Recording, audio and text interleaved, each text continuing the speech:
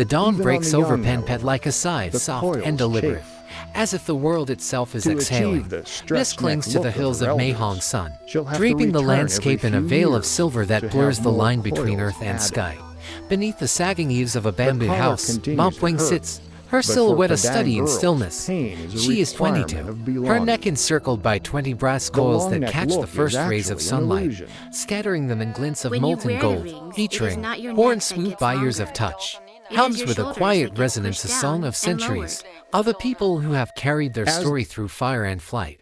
Her fingers, calloused from weaving, rest lightly on the edge of a loom. But her eyes are fixed on the river below, its surface rippling like the memory of a dream. Penpet is no ordinary village, tucked in the emerald folds of northern Thailand. It exists in a liminal space, a place where time seems to pause, caught in the rhythm of cicadas and the creak of bamboo stilts. The houses, raised high above the earth, sway gently in the morning breeze, their thatched roofs bowing to the sky like supplicants. The air is heavy with the scent of wood smoke, damp earth, and the faint sweetness of wild jasmine, a fragrance that lingers like a whisper. Here, the modern world feels distant, its clamor muffled by the dense green canopy and the slow pulse of the Huay River.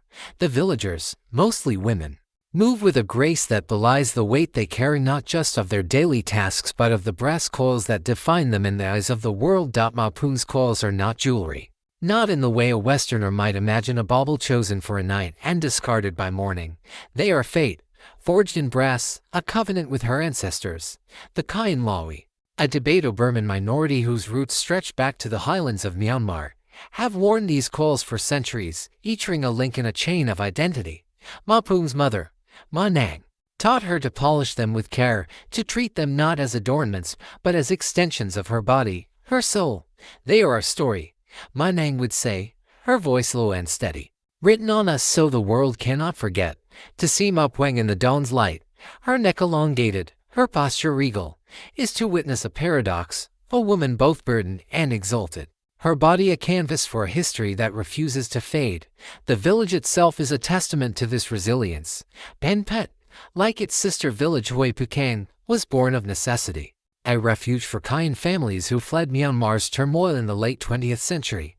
The military junta's campaigns against ethnic minorities drove them across the border. Their possessions few but their traditions intact. For the coils, a hallmark of Kayan culture, came with them, a portable heritage that gleamed in the face of displacement.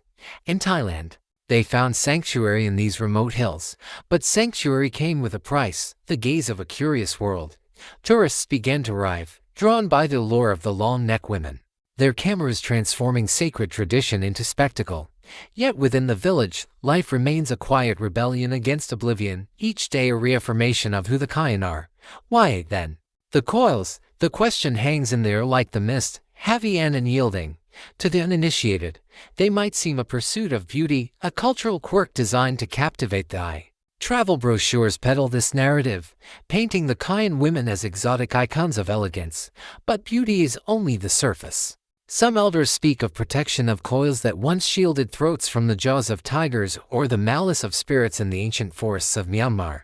Others whisper of status, of coils as a mark of virtue and lineage, reserved for women of strength and grace.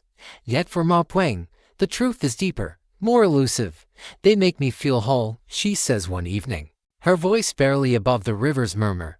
Without them, I would be less, not less beautiful, but less me. The coils are a choice, not a mandate. At 5 or 6, a Kayan girl may decide to begin. Her first ring fitted in a ceremony steeped in reverence. Over the years, more rings are added, each one a milestone, a vow. The weight grows 5 pounds 10. Sometimes more, yet it is a weight born willingly, a physical manifestation of belonging.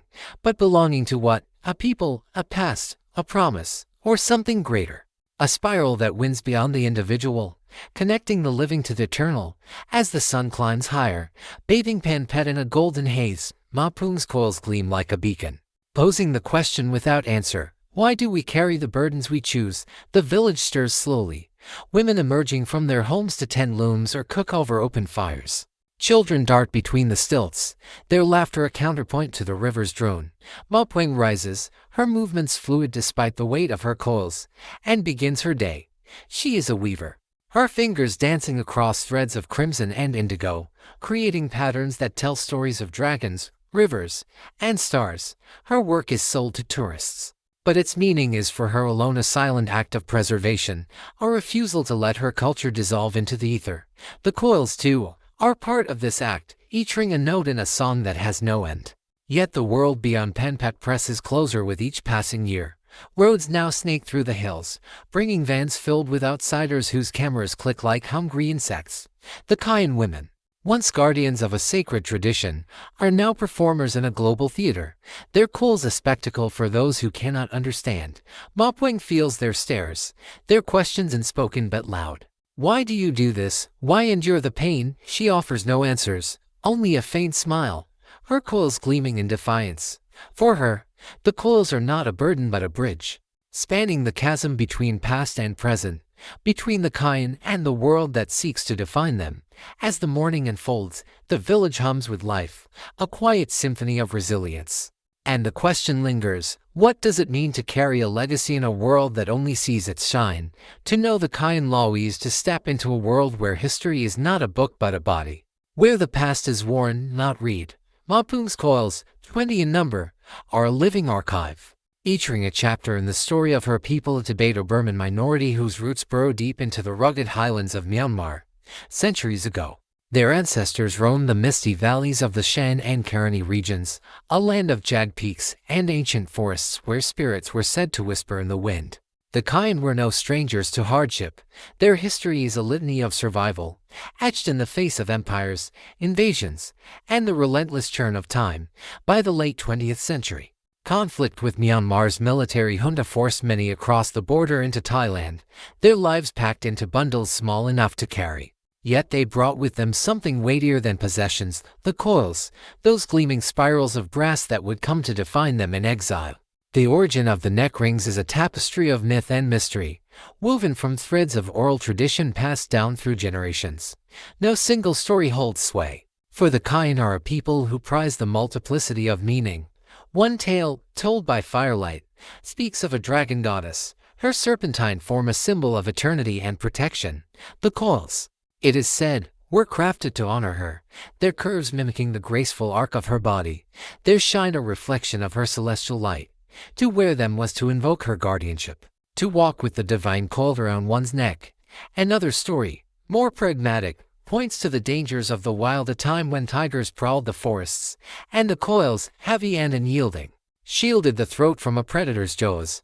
A third narrative, favored by elders like Ma Pueng, speaks of status, the coils as a mark of virtue, reserved for women whose beauty was matched by their strength, their necks a canvas for honor.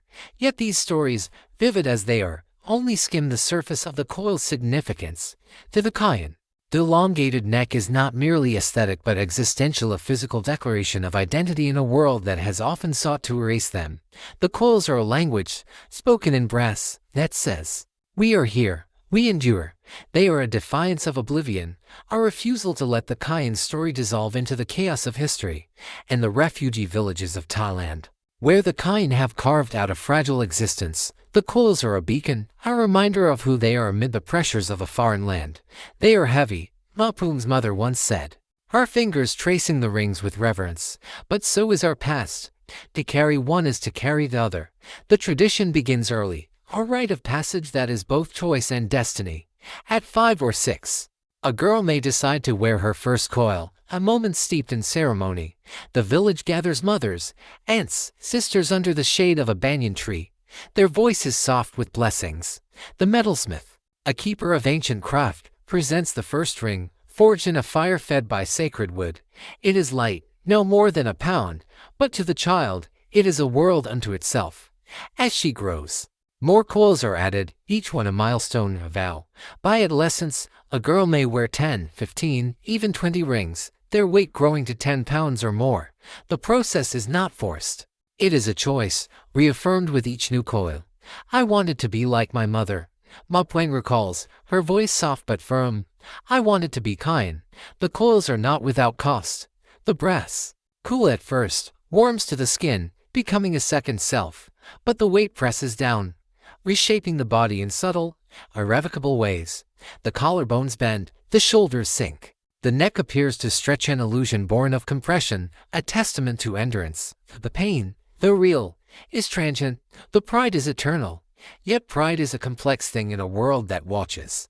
Since the 1980s, the Kayan villages have become tourist attractions, their coils a magnet for cameras and curiosity.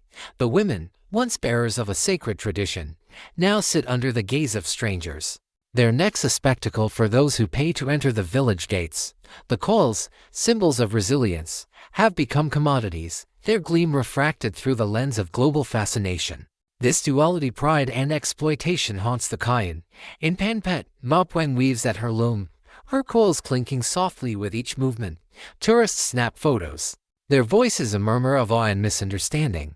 They think it's about beauty, Ma Nang says, her eyes sharp with knowing. They don't see the weight. The weight is not just physical but cultural, a burden of identity in a world that reduces it to a postcard. Yet the Kayan women persist, their coils a silent rebellion against erasure. As Ma Pueng works, her fingers threading stories into cloth, she carries the paradox of her people, a tradition that binds them to their past, even as it draws the world's uncomprehending stare. The coils, like the Kayan themselves, endure a spiral of brass, of history, of unbreakable wool. In the tender light of a Panpet morning, the village hums with the quiet rhythms of dawn. The air is cool, scented with the sharp tang of dew-soaked bamboo and the faint sweetness of frangipani blossoms. Beneath the slanted roof of a stilted house, 5-year-old Molly sits cross-legged on a mat woven from river reeds, her small frame vibrating with anticipation. Her mother, Ma Nang, kneels before her, her own neck adorned with 22 brass coils that gleam like a cascade of molten sunlight. In her hands, Ma Nang holds a single hoop of brass, no wider than a child's wrist, its surface polished to a mirror sheen. This is no ordinary moment. It is a crossing, a step into a lineage that wins through centuries. Ma Nang's voice, soft as the river's murmur, carries a blessing older than the hills. May these rings carry you, as they have carried us. With practiced hands, she fastens the coil around Molly's neck, its weight slight but momentous, a first note in a song that will shape her life. The journey to becoming a long-neck woman begins early, typically at 5 or 6, when a girl's body is still malleable, her bones soft with the promise of youth. The first coil, forged by a village metalsmith whose craft is as ancient as the Kayan themselves, is a delicate thing. Weighing barely a pound, it is fitted in a ceremony steeped in reverence, often under the sprawling branches of a banyan tree, where the village gathers mothers, aunts, grandmothers, their coils clinking softly in the breeze. The moment is both intimate and communal, a weaving of the individual into the collective. Molly, her eyes wide with a mix of awe and uncertainty, feels the cool brass warm against her skin, its presence both foreign and familiar. It felt heavy at first, she will later recall, like the whole village was resting on my shoulders. As the years unfold, more coils are added, each one a milestone in a girl's passage to womanhood. By 7, Molly wears 3 rings, by 12, 10, by 16, 15 or more. The weight grows 5 pounds, then 10, sometimes as much as 15 by adulthood, transforming the body in ways both subtle and profound. The process is deliberate, guided by tradition rather than haste. Each new coil is added in a ritual as solemn as the first, the metalsmith's hammer echoing through the village like a heartbeat. The brass, hand-forged and etched with faint patterns of dragons and vines, is never removed, not for bathing, not for sleep. It becomes a second skin, its faint chime a constant companion, a rhythm that underscores every step, every breath. Yet the neck does not truly lengthen. This is a myth, born of outsiders' fascination and perpetuated by the glossy pages of travel magazines.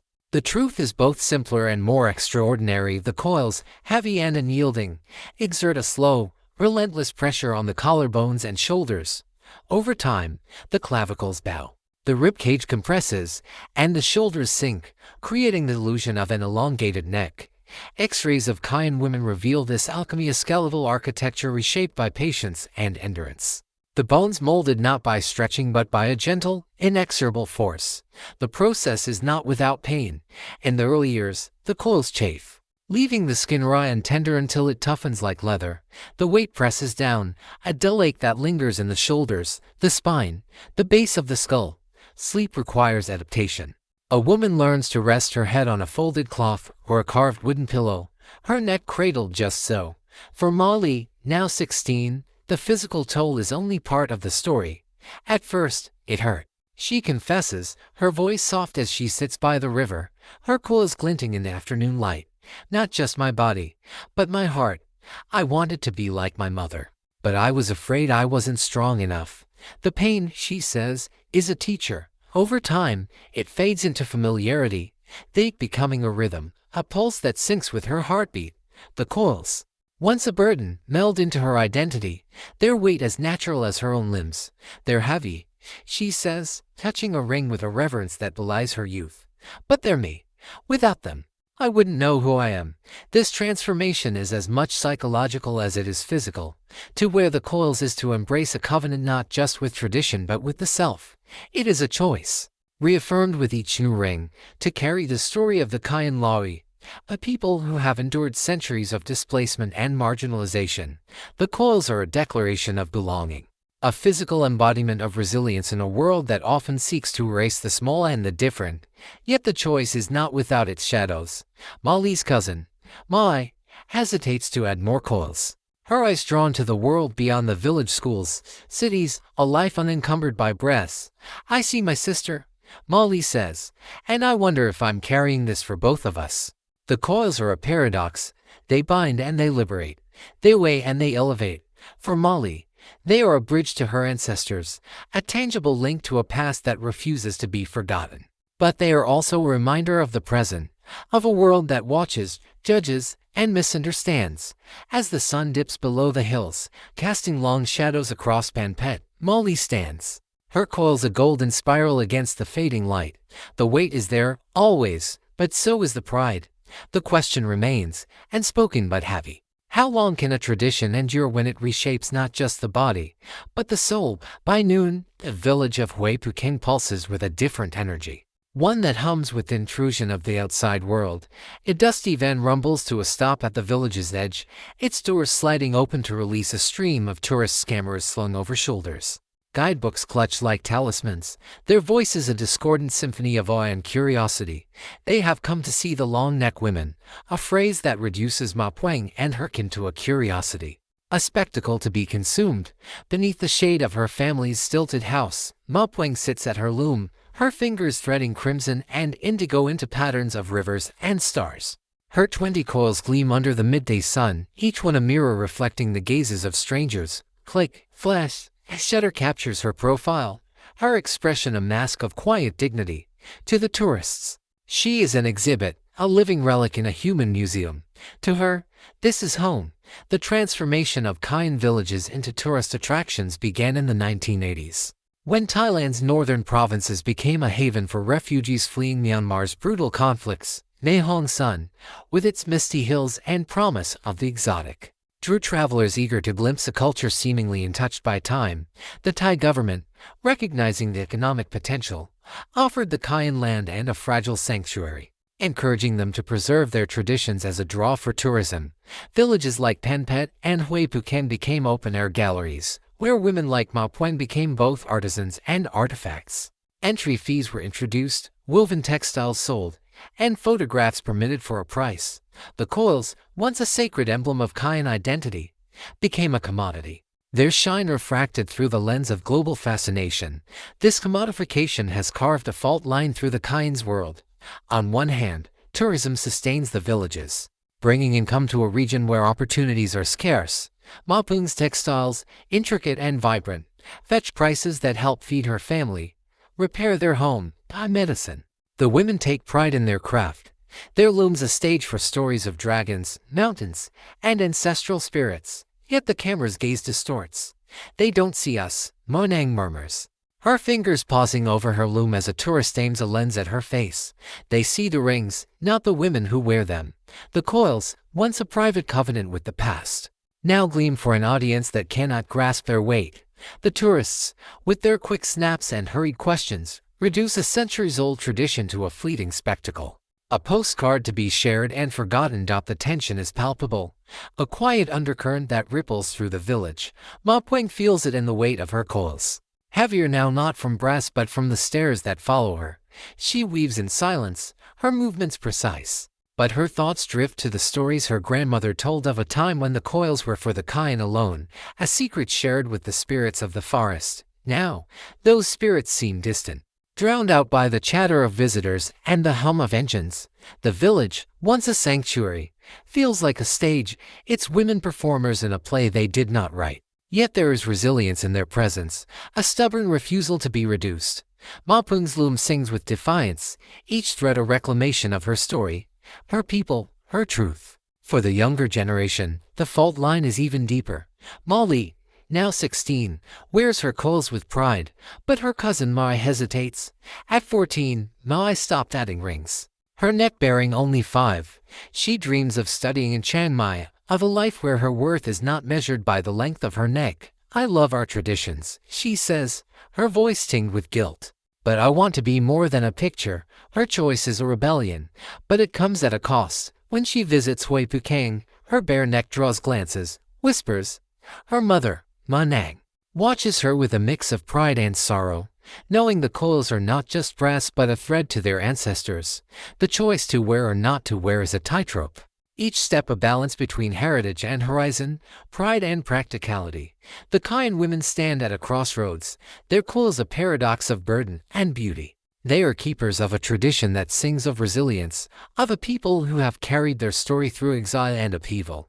Yet they are also performers in a global theater, their identity caught between reverence and exploitation. As the tourists depart, their vans kicking up clouds of dust, Ma Pueng gazes at the river, its surface a mirror for her thoughts. The coils press against her skin, a familiar weight. But today they feel different, not heavier, but more urgent. They are a question, a challenge. How does a people preserve their soul when the world sees only their shine? As the village settles into the quiet of dusk, Ma Pueng resumes her weaving, her coils a golden spiral, a story still unfolding. In the half-light of a panpat evening, Ma Nang sits alone, her hands tracing the bare skin of her neck. For 30 years, her coils 24 in all defined her silhouette, their weight as familiar as her own breath. 2 years ago, she removed them, a decision born of necessity after a persistent ache in her shoulders demanded relief. Now, her neck feels alien, too light, as if it might float away without the brass to anchor it. She describes the sensation as a hollowness, not just in her body but in her soul. It's like losing a piece of myself, she whispers, her voice catching. I am still Kayan, but am I still whole? The act of removing the coils is rare, but not unheard of. For some, it is a medical necessity. Decades of pressure can strain muscles and bones, causing pain that no poultice can soothe. For others, it is a choice, a step toward a life less bound by tradition. The process is delicate, almost ceremonial. The coils, worn by years against the skin, are carefully unwound by family members, each ring removed with a reverence akin to a funeral rite. What remains is a neck weakened by years of compression, the muscles atrophied, the skin pale and soft where the brass once rested, without the coil's support. Some women struggle to hold their heads upright, their bodies betraying the absence of a burden they had come to define themselves by. Ma Nang's story is not unique. Across the villages, a handful of women have shed their coils, each for reasons as individual as their fingerprints. Mai, who left for a school in Chiang Mai, removed hers to blend into a world that saw the rings as oddity rather than heritage. I wanted to be free, she says, but her eyes betray a flicker of doubt. Now, when I visit home, my cousins look at me differently. I don't belong there anymore, but I don't fully belong here either. The coils, once a bridge to her ancestors, now mark a divide between the girl she was and the woman she is becoming. These stories ripple through the village, sparking quiet conversations among the women. In the cool of the evening, under the eaves of a stilted house, mothers and daughters grapple with the question, to wear or not to wear. For the older generation, the coils are non-negotiable, a sacred thread tying them to their past. Without them, who are we? Ma Nang's mother asks, her voice firm but tinged with sorrow. Yet the young see a world beyond the village, where education and opportunity beckon, unencumbered by brass. The choice is a tightrope, each step a balance between pride and practicality, heritage and horizon.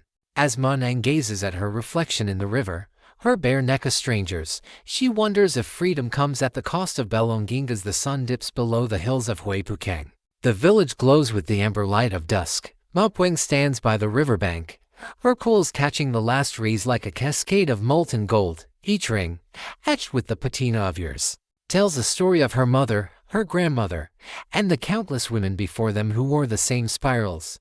The coils are heavy, yes, but they are also a tether, a golden thread weaving her to a lineage that defies time. In their gleam, she sees not just metal but memory, not just tradition but eternity. To the Kayan Lahwi, the coils are more than a physical adornment. They are a cosmology, a spiral that mirrors the cycles of life and history. In their mythology, the dragon Sinwis, eternal, gave the Kayan their strength. Its form echoed in the curves of the brass. The coils are time itself, winding through generations, each ring a chapter in a story that refuses to end. They are a defiance of oblivion, a declaration that the Kayan will not be erased, not by war, not by displacement, not by the world's hungry gaze. To wear them is to carry the weight of ancestors, to feel their presence in every step, every breath. Yet the future is uncertain. In the villages, fewer girls choose the coils each year, their eyes drawn to cities where brass rings are a curiosity, not a calling. The elders worry, their voices soft with fear. What happens when the last coil is laid down? But Ma Pueng, her gaze steady, sees another truth. The coils are not the only way to carry the Kayan story. They live in the songs sung at twilight, in the patterns woven on looms, in the stubborn resilience of a people who have survived centuries of upheaval. The spiral, she knows, is eternal not because it never changes, but because it adapts, curling ever outward to meet the world. As night falls, the village grows quiet, the air thick with the hum of cicadas and the faint chime of brass. Ma Pueng kneels by the river, her reflection shimmering in the water. The coils gleam, a constellation of light against the dark, each ring a moment, a memory, a promise. The Kayan Lahwi may stand at a crossroads, their tradition caught between past and future, but their story endures. It is written not just in metal but in the bodies of those who wear it, in the hearts of those who choose otherwise. In the very earth of Penpet and Huay, the spiral turns, unbroken, carrying the Kayan forward into a dawn yet to come.